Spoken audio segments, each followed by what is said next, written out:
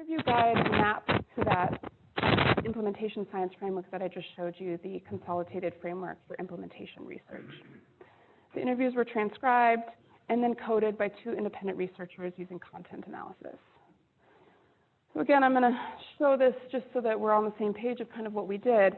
And because this innovation or this evidence-based practice of ED-initiated buprenorphine had not been implemented yet, we did not look at process or the adapted intervention. But we asked questions that map to the outer setting, individuals, the inner setting, and the interventions. And I'm going to walk through you sort of what we found. These are just some quantitative descriptors of the people that we talked to. We wanted to make a good effort to not just talk to academic physicians, because the majority of emergency medicine is practiced by community docs. The majority of the people we talked to were men. Most of the people we talked to were sort of in the age range of 40 to 60. The overwhelming majority had been out of residency for at least 10 years. So they'd been practicing. These were docs who'd been doing emergency medicine for quite some time. Again, the majority were sort of private practice, community-based docs. And I should back up and say we did this within the state of Washington, but the overwhelming majority of the docs we talked to were from King County. We wanted to make sure that we also sampled enough leadership to get a sense, sort of hypothesizing that if evidence-based practice was going to be implemented or if culture change was going to need to happen, it would come from leadership. So 50% of our docs that we talked to were either medical directors or had another leadership position within their group.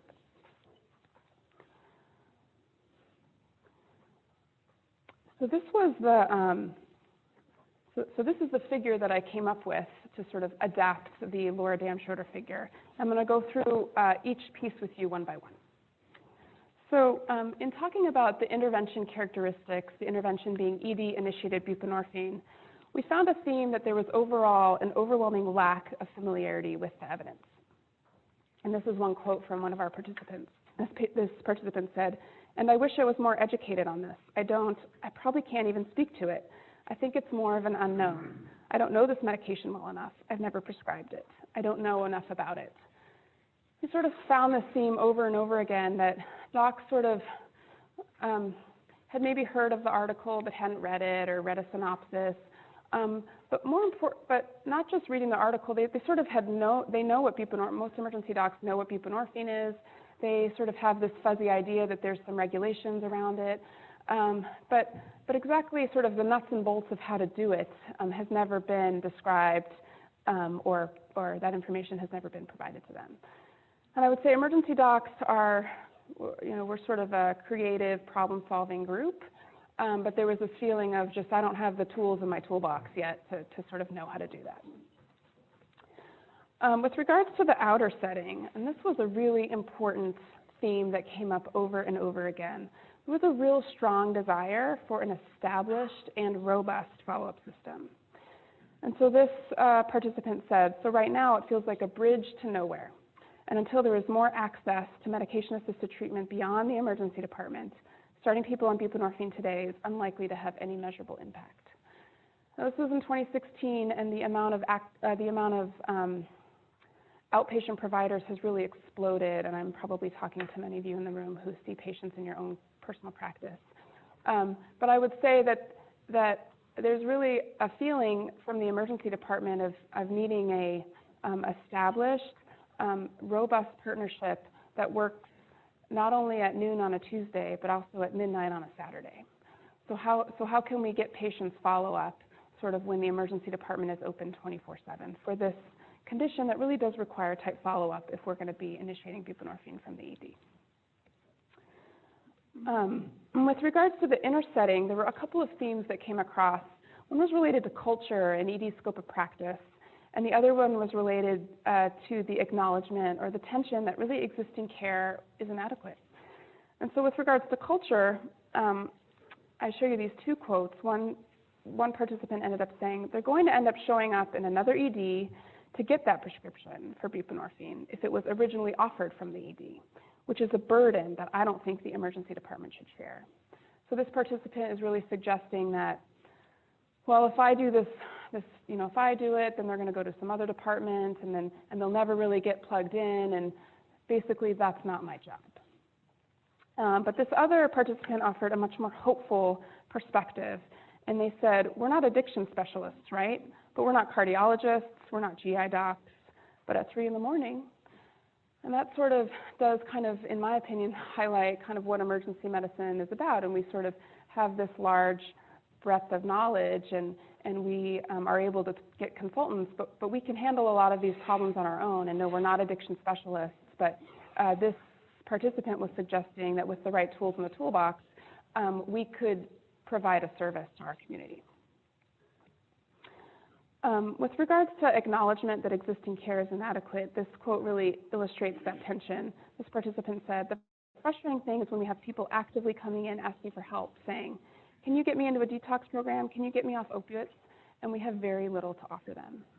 And I think that every participant that I talked to across the county, across the state, acknowledged that every day on their shift, they see a patient who's had an overdose, who has some sort of opioid-related harm, who has opioid use disorder, and the things that we have to offer them are inadequate.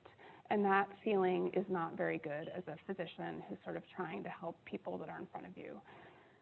And so I think using some of this tension as a way to sort of get over the hump of initiating change can be real powerful. We also had some varying views about addiction as a chronic disease from the individual's perspective, from the people that we talked to. And this participant said they come in and they feel entitled to have immediate help, and unless they're truly in a position to be successful, aren't going to be successful anyways.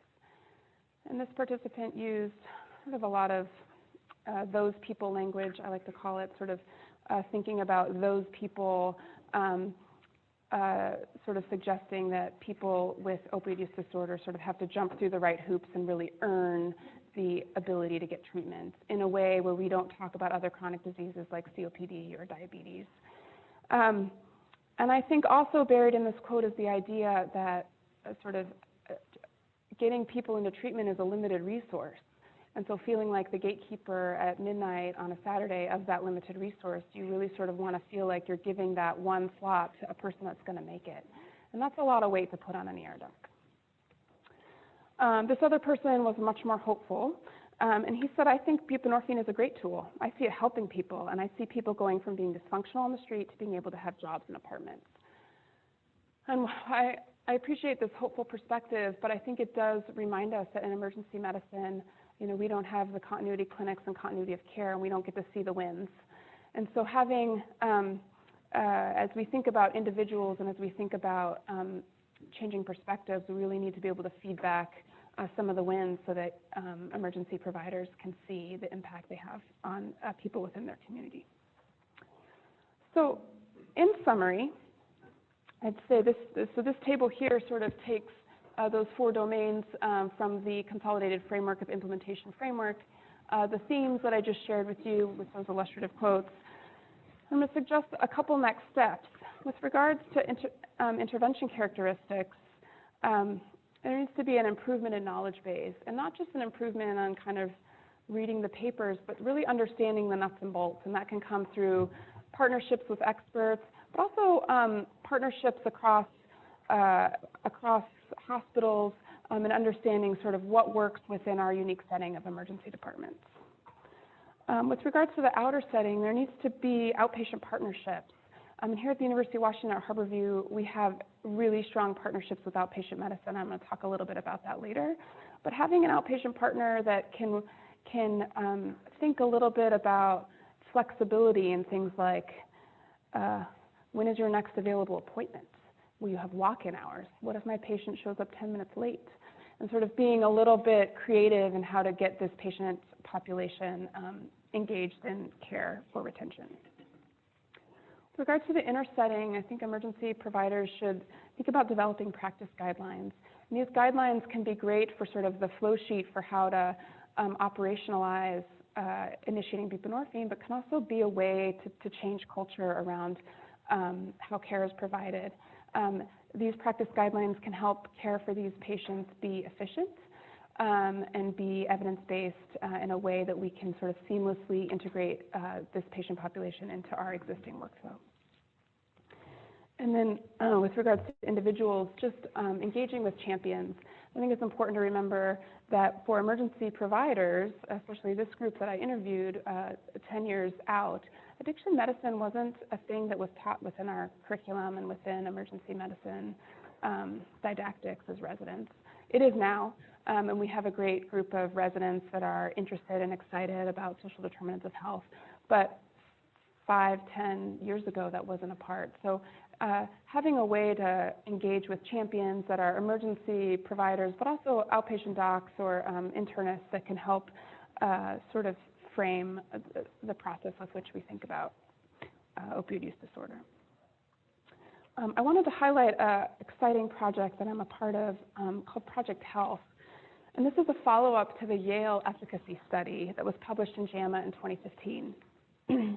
And the two leaders of that study, Drs. Gail D'Onofrio and David Filene, developed a multi-site study to test both effectiveness and implementation of ED-initiated buprenorphine.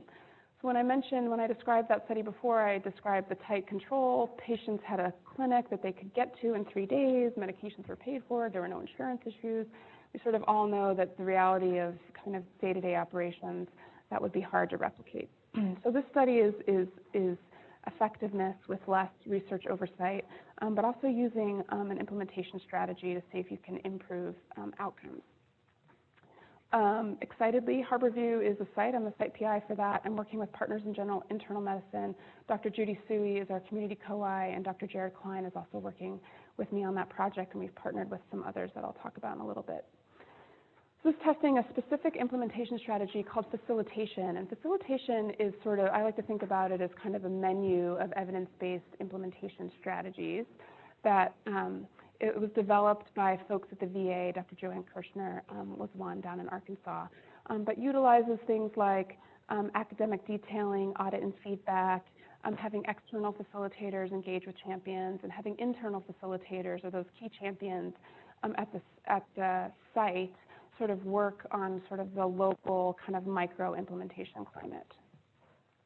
So this is the timeline for Project Health, and I should say that we're sort of right in the middle here.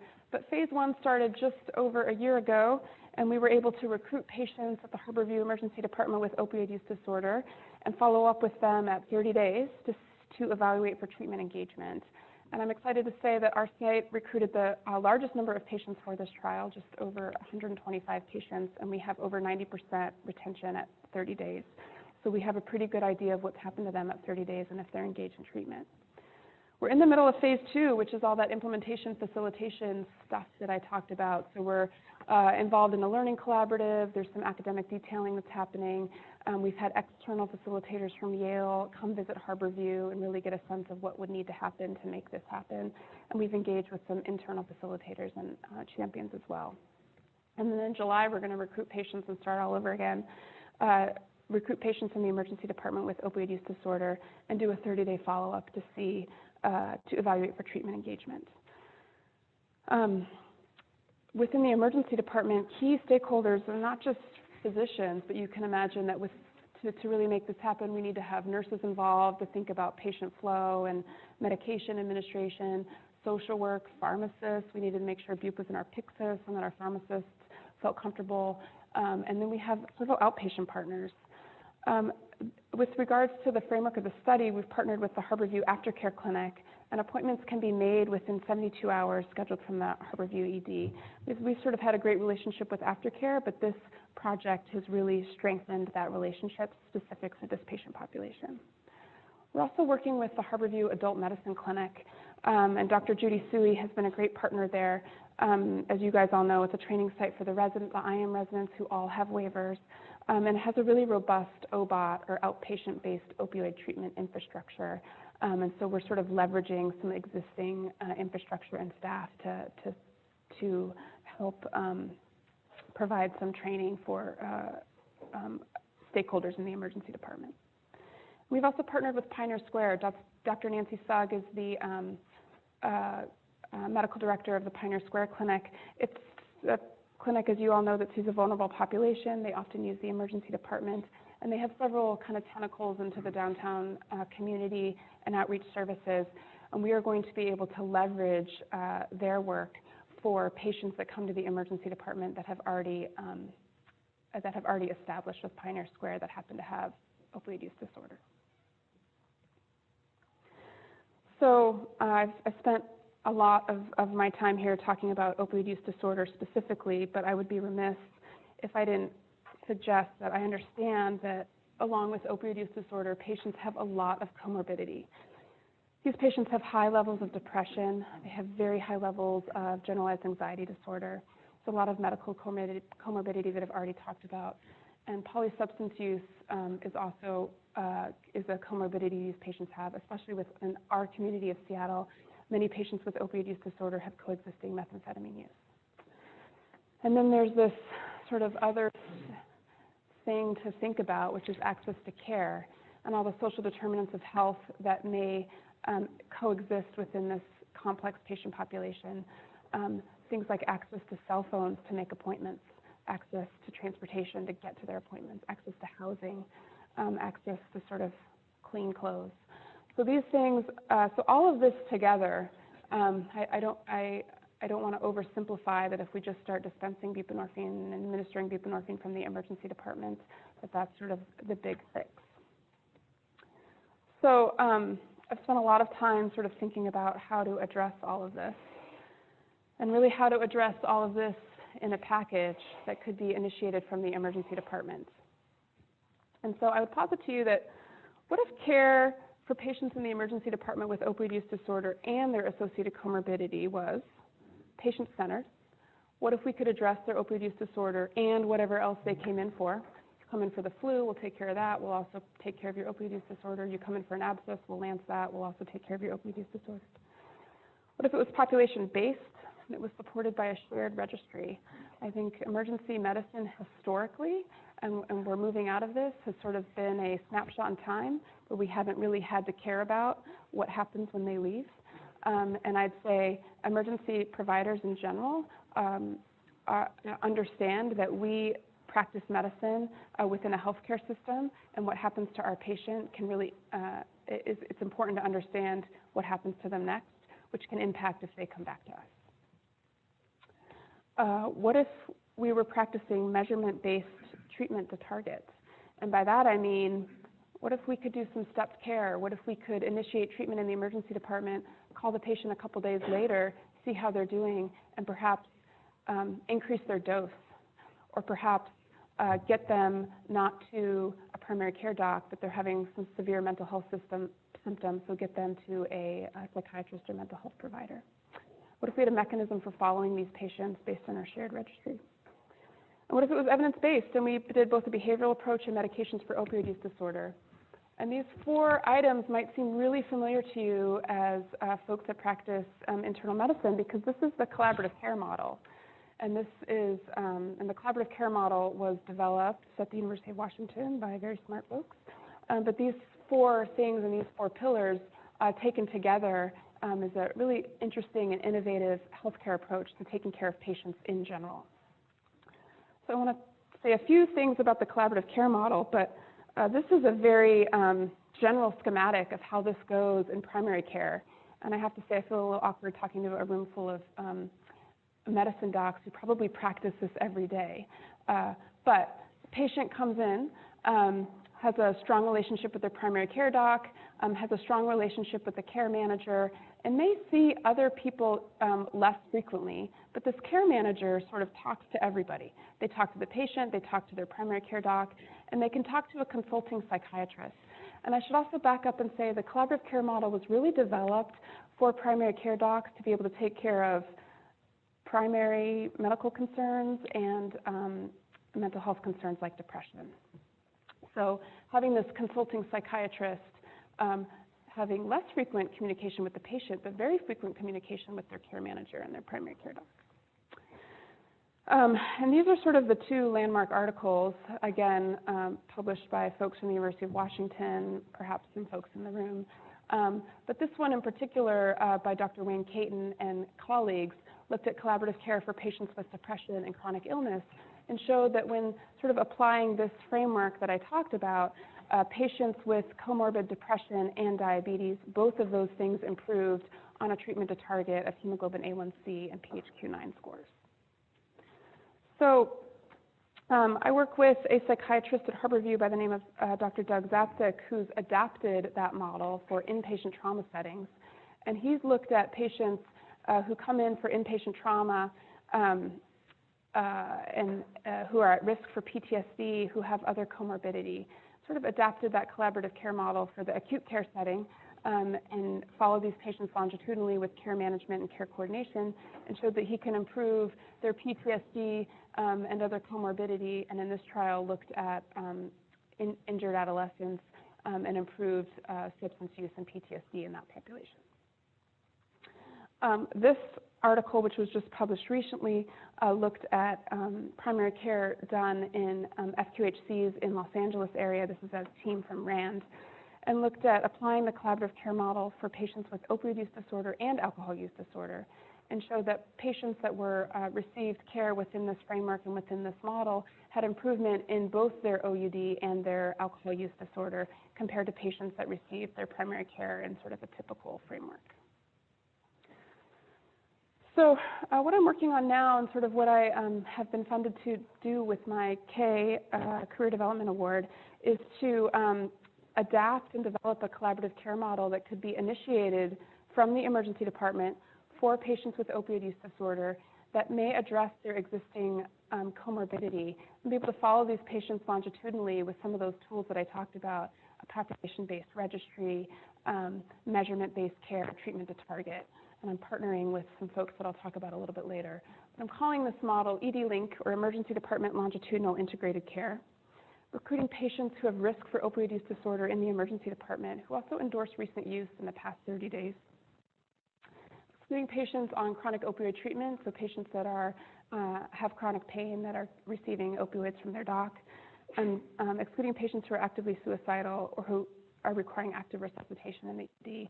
My goal is really to get those patients that are discharged from the ED or have really short inpatient stays and maybe don't get the benefit of the things like an addiction medicine consult service, the expert service, all the wraparound that can happen when you have the time of a long inpatient stay.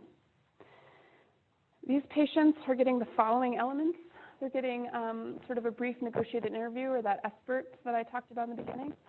They're getting their evidence-based pharmacotherapy, which comes in the form of take-home naloxone, talking to them about buprenorphine or other medications for opioid use disorder, with the idea that to initiate treatment as soon as possible so that we can get that mortality benefit and retain patients in the long term. And then I'm doing longitudinal care coordination, which includes things like treatment to target. We're asking them follow-up questions about their anxiety, their depression, so that we can really understand where they are at certain moments in time and track them longitudinally. And then with regards to that registry, I'm using the Emergency Department Information Exchange to create a statewide care plan that fires when the patient presents to any emergency department, but also using this as a registry and a way to really track patient outcomes with regards to utilization. Consistent with the collaborative care model, we sort of have weekly case conferences with a psychiatrist who's sort of supervising, and then we have a study cell phone so patients can contact us at any time. To date, we've recruited a whole 14 patients, and we're also collecting some information on implementation outcomes, such as acceptability and patient satisfaction, which will be important in making sure that this type of model doesn't just exist within research infrastructure, but can exist as part of usual care moving forward.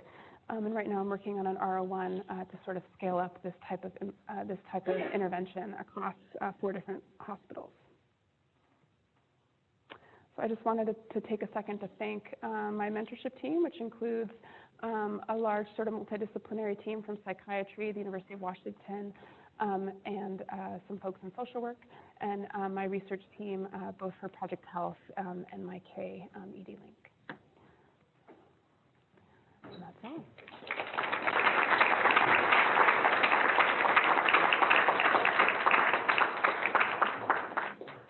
Thank you for your time, and if anyone has any questions or comments, I'd love to hear. Hi, I'm Bessie Young. I was actually part of the collaborative care Awesome. randomized controlled trial, and I just had a question about really including internal medicine or primary care as part of that, because I think that that's very important to provide some of those other services and make sure that patients are sort of integrated into a primary care and have a primary care provider. I think that will really help, and that was a big part of the collaborative care model. Yes, thank you for your comments, and thank you for your study. What I failed to mention for part of the largest thing we're doing as part of ED-Link is helping patients connect with primary care. And so making sure that they sort of have a place to go, and if they sort of find themselves and bump themselves back into the ED, we sort of redirect them back to primary care, but partnering with primary care, and then if we need to, just like in your model, stepping that care up to a psychiatry or addiction specialist. But the real goal is to sort of all roads lead to primary care. You get insurance coverage for this care, or what do you do for both with those and insurance? That's a good question. So, so we're lucky in our state with Medicaid expansion. Even at Harborview, we don't have a lot of patients that don't have insurance, but we sure do have a lot of patients that are on Medicaid. For this model of care to work and to be able to be implemented and taken up as sort of a standard of care approach, we definitely need to figure out how to get it paid for, and some of that is the FTE being funded.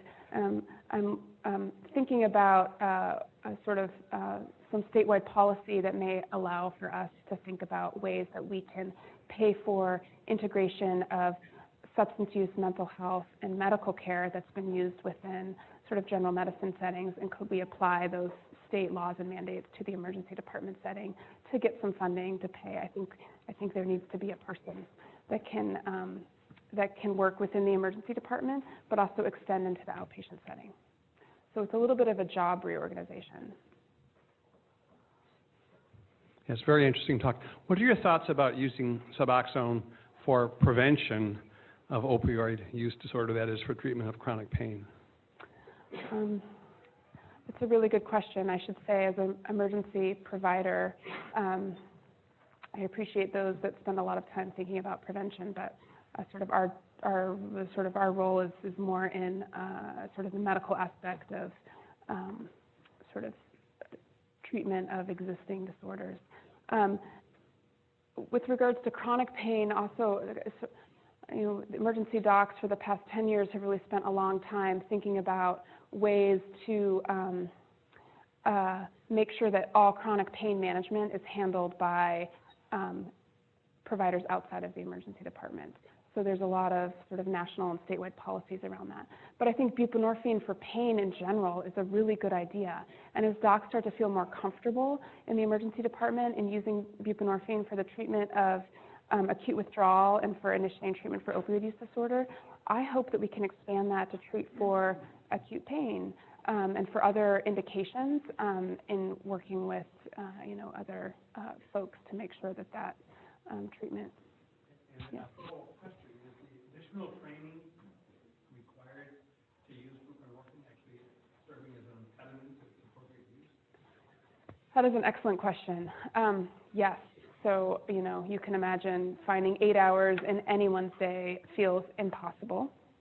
I think additionally, there's this feeling in the emergency medicine community that the training is really aimed at a provider that's going to be doing this in an outpatient setting. A large portion of training is spent thinking about how to manage your panel of patients, how to lock up the medications that might be in your clinic, and those things just aren't relevant to us. So not only is it 8 hours, but it's an 8 hours where a good chunk of it is totally irrelevant. And so there's been a lot of pushback from emergency providers, and I understand that. I also think that once you have the waiver and once you have the training, and as emergency docs, probably just like you all, we do CME for stroke every year.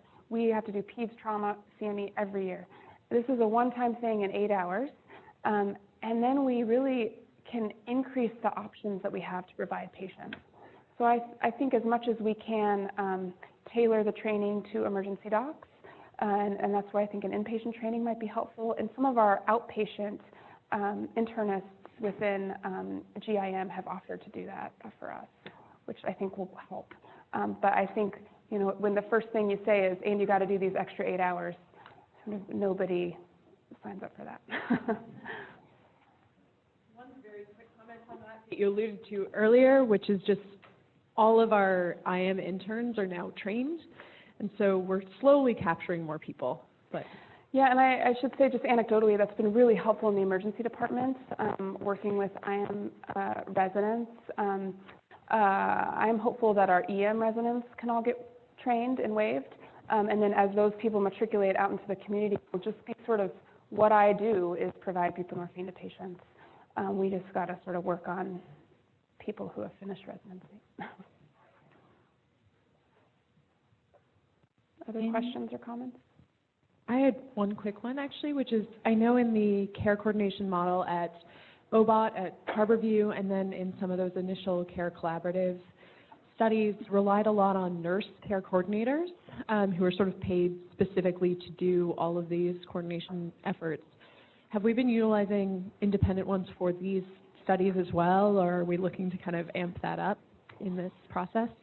Yeah, that's a good question. I've spent a lot of time thinking about what are the qualifications of that person, and do they need to be a nurse? Do they need to be a social worker? And I've talked with some colleagues around the country, and I really think this person needs to be flexible. They sort of need to be good thinking on their feet, but they're really going to be helping, especially in those first few days, with logistics. And so things like insurance pre-authorization, and I forgot when my appointment was, and, you know, my wallet got stolen at the shelter, and how do what am I doing again? And so I don't think it needs to be a nurse. I think it needs to be somebody who sort of can problem solve on their feet, and can have a bachelor's degree, and sort of be interested in this population and be comfortable sort of in the ED and sort of the chaos that might be there, and just be really good talking to people. And so I think the nurse care manager model really works in primary care, when that nurse is sort of dealing with a large panel of patients and several docs and helping docs with established patients. But I think this person is sort of more of a navigator. Yeah.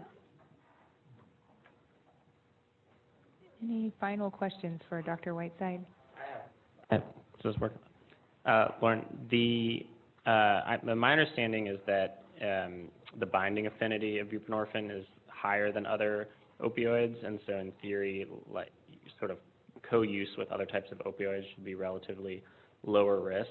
But in practice, is that how the JAMA study approached it? Is that how you advocate approaching it from the emergency, which is don't worry too much about if people are going to be their risk of using other opiates concomitantly with the buprenorphine you prescribe, or is that something that you really need to try to suss out in that emergency room visit before prescribing? I would say it's something that needs to be sussed out. For patients who are on short-acting opioids, heroin, fentanyl, prescription opioids, if patients come in sort of moderate to severe withdrawal, then it's easy. For patients that are on longer-acting drugs like methadone, that's where trouble occurs with inducing withdrawal. And in talking to colleagues around the country, the Yale team sort of abides pretty strictly by their algorithm. I talked to a colleague recently that works at Highland in Oakland, and he started giving patients bup immediately after naloxone reversal by EMS and hasn't had much problem. But everybody can agree that methadone is the thing that one must not mess with in starting buprenorphine. And so having the ability to suss that out is really important. And what about non-prescription opioids? I mean, do you worry if someone is not convinced they're going to stop using heroin? Or do they not something afterwards?